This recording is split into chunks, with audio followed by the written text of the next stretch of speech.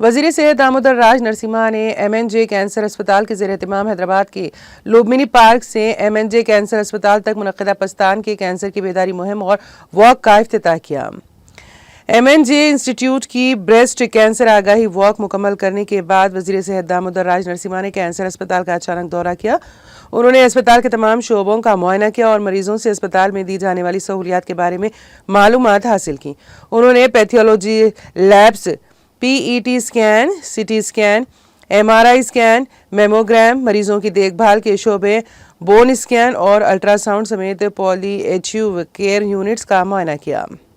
انہوں نے ان کے استعمال کے بارے میں اسپتال کے ڈائریکٹر ڈاکٹر سرینواسلو سے تفصیلات بھی معلوم کی۔ انہوں نے پوچھا کہ روزانہ کتنے مریض اسپتال آتے ہیں اور ان کے لیے کیا سہولیات فراہم کی جا رہی ہیں۔ وزیر موصوف نے ڈاکٹروں، نرسنگ اور اسپتال کے عملے سے بات کی اور علاج کے لیے آنے والے مریضوں کی مشکلات کے بارے میں دریافت کیا۔